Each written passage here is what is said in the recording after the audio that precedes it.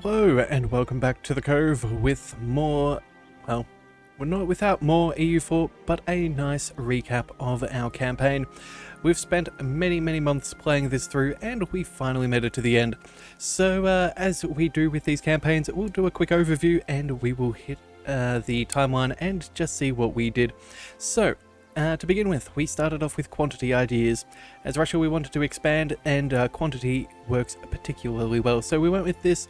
We moved on to religious. As we are an Orthodox state, we believe very importantly in having good religious ideas.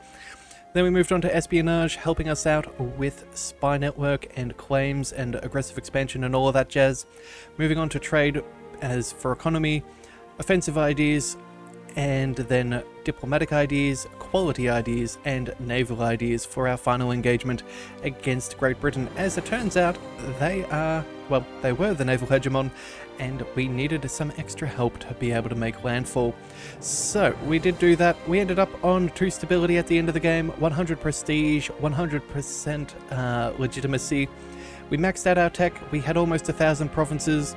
We had minimal overextension, but that was to be finished in all of a month or two, so that doesn't count, as well as the religious unity of almost 200%, thanks to all of our great projects. Our manpower, we could almost have 3 million on the field, which is incredible. Our maximum manpower, how much was that? Well, it was significant, probably close to 2 million if memory serves, and we had a grand army as well. Our navy was almost maxed out with over 1 million ships on the seas and controlling them quite well. Historical score, we did very well, almost just over 27,000, and all of that was in Iron Man, so not too bad. So yeah, let's go ahead and we'll show the timeline, and then we'll show a few more map modes to end. So as you see, we started off as Muscovy, and we'll go ahead and we'll let time go. Oh right, sorry, wrong button. It's been a little bit since I've done one of these.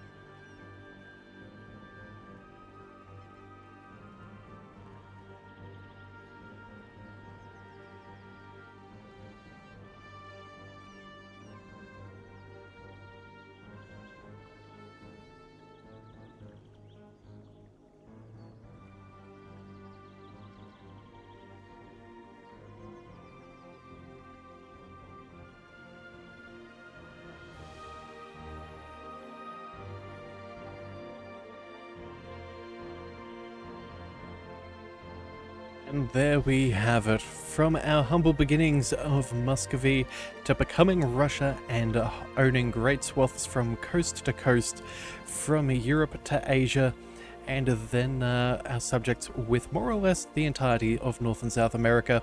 A very nice campaign and very, very enjoyable. So let's go ahead and see about the... Oh, wait a second. We want...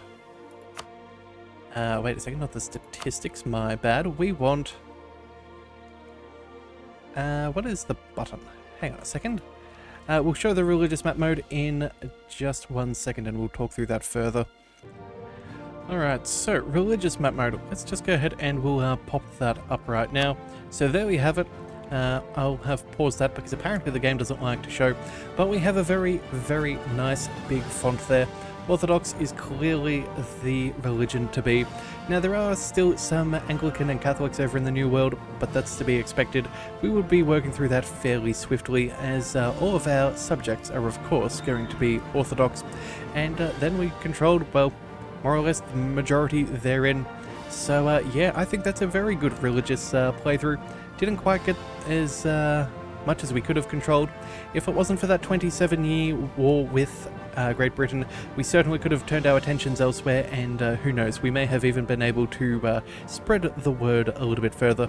But I think that's where we're going to call it. Yeah, I think that... Oh wait, no. Before I forget, we have some statistics. Yep, let's go ahead and quickly show this. We played as Russia. We had a ruler, Vasily III, who guided our nation for 54 years. Very, very nice. 183 wars were victorious. In fact, all of our wars were a victory. Each year, we... about 5,333 enemy combatants fell to our fire and steel. Each year, we took out ships. We did lose a couple to our own misgivings, but that is the case with exploration.